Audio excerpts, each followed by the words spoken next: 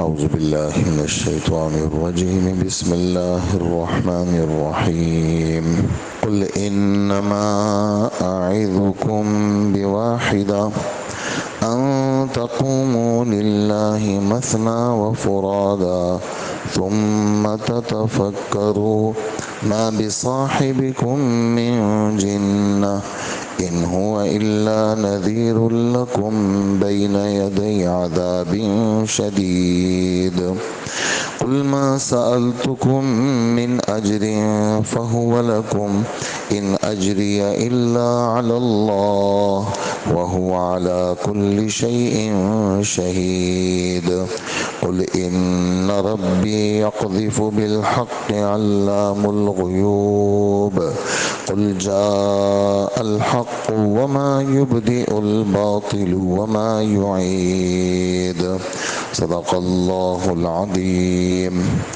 سورہ سبا کا آخری رکوع آج سے شروع ہوا اور 22ویں پارے کا 12واں رکوع شروع ہوا، اور آیات جو پڑھی گئی آپ کے سامنے وہ 46، 47، 48 اور 49 سورہ سبا کی آیت پڑھی گئی، اور ان آیتوں کے اندر ترجمہ پہلے سن لیجئے، پھر میں خلاصہ عرض کر دیتا ہوں کہ اے پیغمبر صلی اللہ علیہ وسلم، آپ ان سے فرما دیجئے کہ میں تمہیں صرف ایک بات کی نصیحت کرتا ہوں،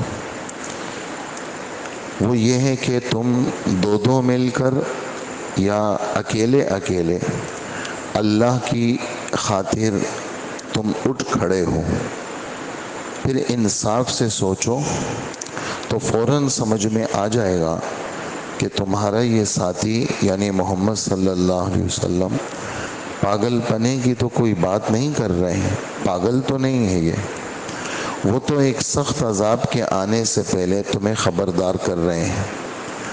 اور یہ بات بھی آپ فرما دیجئے کہ میں نے اگر اس بات پر تم سے کوئی اجرت مانگی ہو تو وہ اجرت بھی تمہاری ہے، میرا اجر تو اللہ کے سوا کسی کے ذمے نہیں، اور وہ اللہ ہر چیز کا مشاہدہ کرنے والے ہیں، ہر چیز کو دیکھنے والے ہیں۔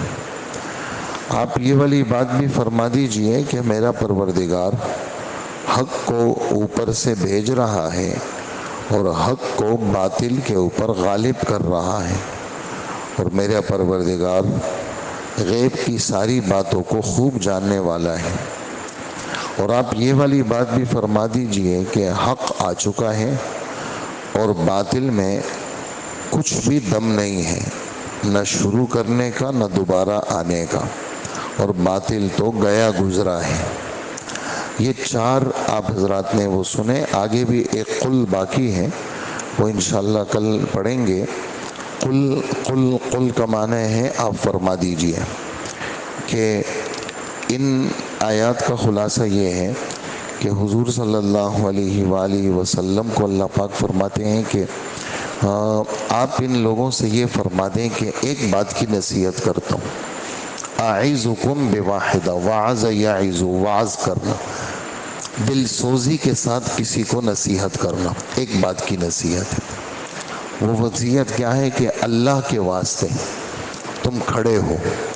یہ کھڑے ہونے سے سیدھا کھڑا ہونا مراد نہیں ہے، یہ کنایہ ہے مستعد ہونے سے، یہ کنایہ ہے سنجیدہ ہونے سے۔ ذرا مذہب کے بارے میں سنجیدہ ہو جاؤ، مذہب کے بارے میں سنجیدہ ہو جاؤ، اس لیے کہ ہزاروں مخلوقات میں صرف انسان کو اور جنات کو اللہ پاک نے اپنے احکامات کا مکلف بنایا ہے، تو ذرا، اور پھر یہ مکلف بنانا، اس کے اندر جو اغراض ہیں اس کے اندر، یعنی کیوں بنایا؟ اس لیے کہ اللہ نے اس کو عقل دی ہے، سمجھ دی ہے، یہ انسان کو اللہ پاک نے سمجھنے کی عقل دی ہے، اور کسی چیز کو پرکھنے کی، سمجھنے کی صلاحیت اللہ پاک نے اس کے اندر رکھی ہے۔ تو میں تمہیں ایک بات کی نصیحت کرتا ہوں کہ اللہ کے لیے ذرا سنجیدہ ہو جاؤ، اور بھیڑ کے اندر، بڑے رش کے اندر آدمی کو تشویش ہوتی ہے، بات سوچ نہیں سکتا، ذرا دو دو بندے مل جاؤ اور ذرا بیٹھ کر کے سوچو. دو دو بندوں کا ذکر اس لیے کیا، حضرات لکھتے ہیں کہ دو بندوں کا ذکر اس لیے کیا کہ ایک بندہ دوسرے بندے کے لیے تقویت کا سبب بنتا ہے، اور بڑے رش کے اندر سوچنے سمجھنے کی صلاحیت ختم ہو جاتی ہے. دوسرا یہ ہے کہ اگر دو نہیں ہو سکتے تو ذرا اکیلے میں بیٹھو، تھوڑا سوچو تو صحیح کہ یہ جو آدمی بات کر رہا ہے لا الہ الا اللہ محمد الرسول اللہ کی بات کر رہا ہے، یہ آدمی اس کی کیا غرض ہے؟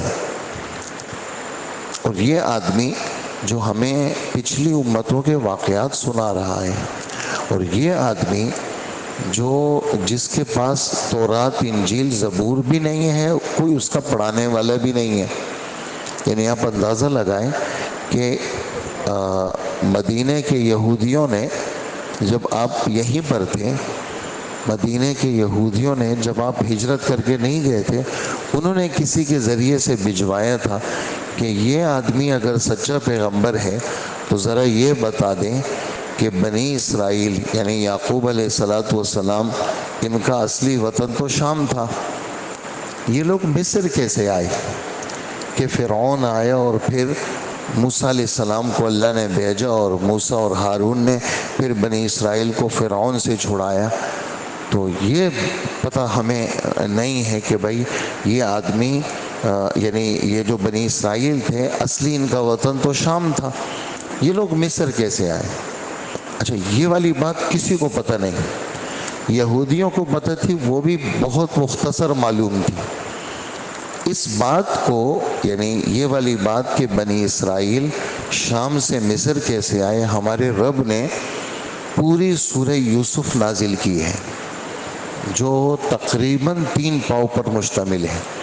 یعنی 12ویں پارے کے آخر میں آپ سمجھیں کہ 1 پاؤں اور 2 رکوع، اور 13ویں پارے کے اندر بھی 1 پاؤں اور 1 رکوع.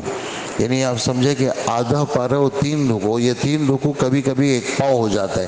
تقریباً 3 پاؤں پر مشتمل یہ سورت نازل فرمائی، سورہ یوسف، جس کے اندر یہ اچھا ایسی نازل فرمائی کہ ان یہودیوں کو بھی وہ باتیں پتہ نہیں تھی جو اللہ نے سورہ یوسف میں نازل فرمائی، کہ بھئی یہ شخص ایسا ہے کہ اس کے پاس تو نہ کوئی کتاب ہے، نہ کوئی مکہ کے اندر کوئی اہل کتاب ہے. پھر یوسف علیہ السلام کا قصہ اتنا نکھرا ہوا یہ سناتا ہے اور اتنے شاندار انداز میں، تو معلوم ہوا کہ یہ سچے پیغمبر ہے. تو یہ باتیں اکیلے میں بیٹھ کر کے ذرا سوچو تو صحیح. پھر اس آدمی نے تمہارے ساتھ اس کی ولادت سے لے کر 40 سال تک یہ عرصہ گزرا، اور پھر 13 سال اور 53 سال، یعنی پورا بچپن، پوری جوانی اور تقریباً بڑھاپا. اس لیے کہ 40 کے بعد تو آدمی بوڑھا ہونا شروع ہو جاتا ہے، اور 50-53 میں تو آدمی واقعتاً بوڑھا ہوتا ہے. تو یہ پورا زمانہ صداقت، امانت، دیانت، عفت، پاکدامنی، کسی کی کوئی شکایت تک نہیں، پوری زندگی اس نے گزاری. اسی وجہ سے ہمارے رب نے فرمایا تمہارا ساتھی، تمہارا ساتھ رہنے والا، ہمدم، اکٹھا رہنے والا. تم دیکھتے ہو اس کو، تم اس کے باپ سے واقف، تم اس کے دادا سے واقف، تم اس کی ماں سے واقف، تم اس کی نانی سے واقف، تم اس کے نانا سے واقف، تم اس کی پوری نسل سے واقف. تو ذرا یہ بتاؤ کہ یہ والی باتیں جو آدمی کرتا ہے تو یا تو وہ آدمی پیغمبر ہوگا یا وہ پاگل ہوگا. اچھا، اگر سمجھدار ہے، پیغمبر نہیں ہے، سمجھدار ہے اور بات غلط ہے، تو کل کو ہے سمجھدار تو کل کو اس کو رسوائی ہوگی اس کی، کہ بھئی لوگ کہیں گے کہ بھئی یار تم نے غلط بات کہی. سمجھدار ہے تو وہ بھی بچے گا، کیوں؟ کل کو اس بات کا کیا جواب دے گا. تو یہ والی بات یا پیغمبر کہے گا یا یہ والی بات پاگل کہے گا. تو ذرا اکیلے میں بیٹھ کے سوچو، تمہارا جو ساتھی ہے یہ پاگل ہے؟ یہ جو باتیں کر رہے ہیں یہ بہکی باتیں، یہ پاگل ہے کیا؟ تو سمجھ جاؤ گے تم کہ یہ آدمی پاگل نہیں ہے. یہ آدمی تو ایک سخت عذاب سے پہلے تمہیں ڈرانے آیا ہے تاکہ تم عذاب سے بچ جاؤ، اور پھر یہ والی بات کسی کے دل میں ہو کہ بھائی اس کو کوئی عورت چاہیے، اس کو سرداری چاہیے، اس کو پیسہ چاہیے، اس کا ایک ہی جواب دیا، وہ کیا کہ جو پیسہ میں تم سے مانگتا ہوں نا وہ تمہارے ہی ہے، یعنی نہیں مانگتا۔ جو اجر میں تم سے مانگتا ہوں، یعنی تمہارے دل دماغ میں یہ ہو کہ بھئی میں کوئی بڑا بننا چاہتا ہوں، وہ بڑائی بھی تمہاری۔ تمہارے دل دماغ میں مجھے پیسہ چاہیے، پیسہ بھی نہیں چاہیے۔ میرا پیسہ، میرا اجر، میرا ثواب اللہ نے اپنے فضل سے اپنے ذمے لے رکھا ہے، اور وہ ہر چیز سے واقف ہے، لہٰذا میں سچا ہوں، میں پاگل نہیں ہوں۔ ذرا سوچو گے تو میری صداقت تم تسلیم کر لو گے۔ پھر آسمان سے میرے پاس جو چیز آ رہی ہے وہ اسی زبردست ہے کہ اس نے باطل کا بیڑا غرق کر دیا اور باطل کا بھیجا نکال دیا، باطل کی ایسی کی تیسی کری۔ اب کسی کے ذہن میں بات آئے گی تو ہم تو دیکھتے ہیں دنیا میں باطل ہی باطل ہے، آپ کیسے کہتے ہیں کہ حق باطل پر غالب ہے؟ نہیں، باطل تو نظر تو آ رہا ہے، لیکن دلائل کی روح سے اور صحیح سمجھ کی روح سے جب سے آسمان سے قرآن اترا ہے قیامت تک اللہ نے باطل کا بیڑا غرق کیا ہے۔ جو آدمی صحیح طریقے سے قرآن کو سمجھے گا وہ کبھی بھی حق بات کے علاوہ اس کی زبان پہ کوئی بات آ ہی نہیں سکتی۔ لہٰذا اللہ پاک حق کو غالب کر رہے ہیں اور باطل کا اللہ نے بیڑا غرق کر دیا، اور باطل تو ہے ہی ایسا گیا گزرا ہے، نہ اس کا سر نہ اس کا پیر۔ اسی وجہ سے جو کلمہ کفر ہے ہمارے رب نے اس کی مثال دی ہے کس کے ساتھ؟ جیسے یہ کچی پیاز ہوتی ہے، ایک تو پکی پیاز ہوتی ہے نا، ایک آپ نے دیکھا ہوگا ہری پیاز ہوتی ہے۔ تو ہری پیاز کی جڑیں نہیں ہوتی، ہری پیاز یہ اوپر آپ کو یہ ہرے ہرے نظر آئیں گے، اور ذرا سے یوں کیا آپ نے تو وہ نکل جاتے ہیں، تو وہ اندر اتنا سا پیاز ہوتا ہے چھوٹا سا۔ ہمارے رب فرماتے ہیں وَمَثَلُ كَلِمَةٍ خَبِيثَةٍ كَشَجَرَةٍ خَبِيثَةٍ اجتثت من فوق الارض، کہ یہ جتنے بھی کلمہ خبیثہ کی مثال، باطل کی مثال کیسی ہے؟ کہا کہ ان درختوں کی سی ہے جن درختوں کی جڑیں نہیں ہیں، جیسے مولی ہے، جیسے شلجم ہے، جیسے ہری پیاز ہے، ان کی جڑیں نہیں ہیں۔ یہ مولی کی پتے نظر آئیں گے، آپ مولی کو یوں اٹھائیں گے تو وہ ایک دم اکھڑ جائے گی۔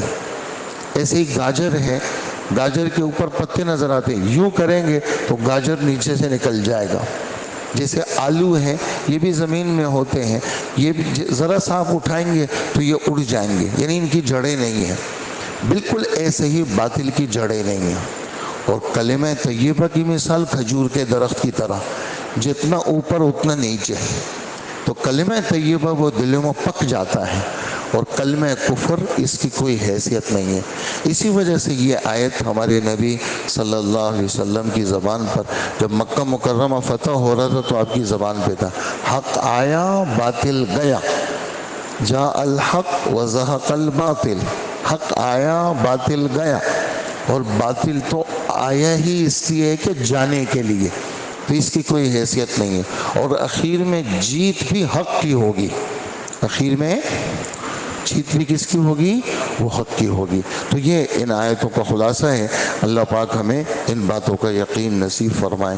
وصلی اللہ وسلم علی نبینا محمد وآلہ واصحابہ اجمعین۔